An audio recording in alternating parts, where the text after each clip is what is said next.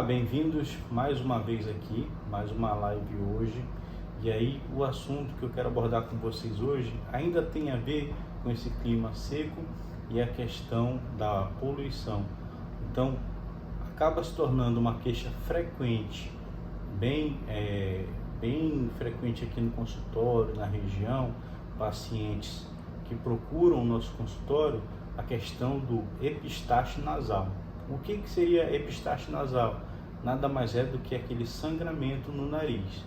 E o sangramento no nariz, a grande maioria das vezes, mais de 90% das vezes, você vai ter sangramento oriundo da região anterior nasal. Então, eu vou mostrar o modelo anatômico aqui. Então, é basicamente dessa região bem da frente do nariz, no septo, na parte do meio. E são vasinhos, na grande maioria, devido ao ressecamento ou às vezes uma rinite alérgica ou alguma outra doença. Então são vazios como se fossem pequenas varizes que estouram e começa o sangramento nasal.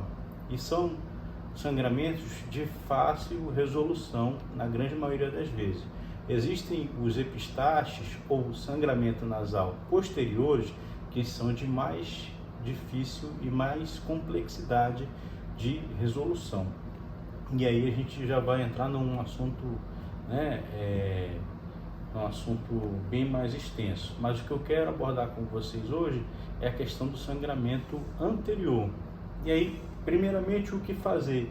Se você está em casa, antes de procurar um consultório médico, a primeira coisa é comprimir, você fazer uma pressão nessa região anterior do nariz, que é justamente no local onde mais sangra, onde esses vasinhos geralmente estão localizados. Então, comprimir. Então, assim, ó, voz anasalada mesmo, viu? Comprimir com bastante força. Então, pelo menos uns 15 minutos aí. E aí, sempre surge a pergunta se é para colocar a cabeça para cima ou se é para colocar a cabeça para baixo. Bom, o ideal é você colocar ligeiramente voltada para baixo. Por quê?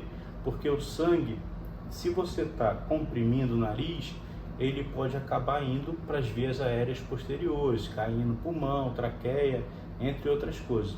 Então a gente não orienta você pressionar o nariz e colocar a cabeça para cima, porque esse sangue pode cair para a via aérea, principalmente de criança, que é mais comum em criança esse tipo de sangramento.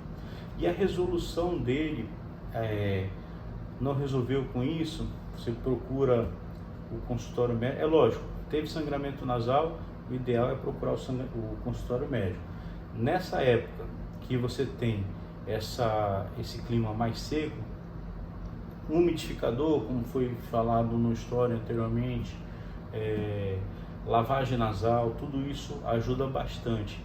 Existem alguns produtos específicos para hidratação da mucosa do nariz, para pacientes, tanto pacientes que sofrem com rinite, quanto pacientes, às vezes, que estão em uso de aparelhos que ajudam na respiração, como o CPAP. Então eles acabam hidratando, são um gel específico para a mucosa do nariz, né? Existe um nomezinho aí que eu não vou falar aqui, não cabe no momento, tá bom? Então, o que é feito geralmente no consultório?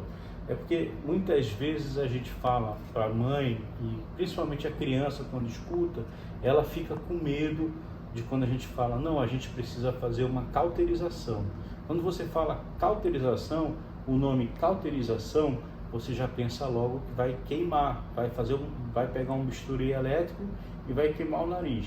Bom, algumas vezes, em algumas situações que você não consegue solucionar no consultório, você realmente vai pegar e vai precisar levar para o centro cirúrgico para fazer uma cauterização elétrica.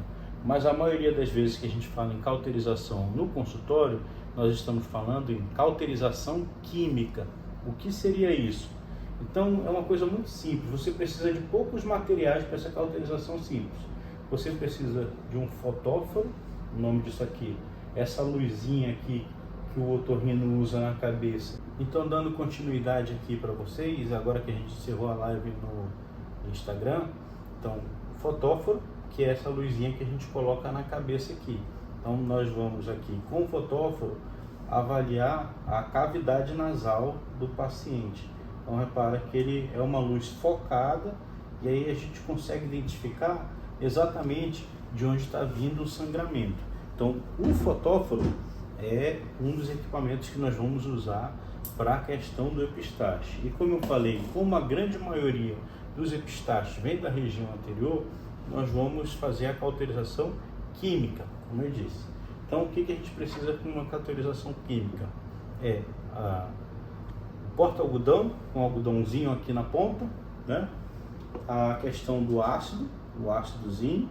Então você vai embebedar o ácido, o porta-algodão com ácido e vem na região anterior do nariz e você faz a aplicação. Faz a aplicação na área onde tem os vasinhos aí que estão sangrando. Então é um procedimento bem seguro, bem simples, que você não precisa ter medo de realizar. Muitas vezes as crianças, quando escutam o nome cauterização, já ficam logo com medo, já ficam pensando aí na questão de alguma coisa com bisturi elétrico ou alguma coisa que vai queimar com calor, mas na verdade é algo bem simples. Você, lógico, como vai usar um ácido, a criança vai sentir um ardor e algumas vezes nessa região da borda nasal, né, pode haver algumas casquinhas de ferida, algum ferimento, tá bom? Então, o que eu queria passar para vocês é que é um procedimento simples que se faz no consultório, bem seguro, e procure um especialista para realizar de forma mais segura ainda, tá certo?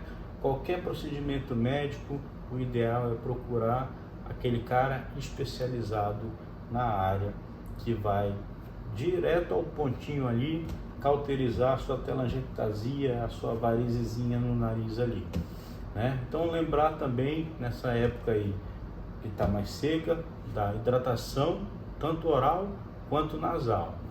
Um grande abraço, eu espero ter contribuído mais uma vez com vocês aí.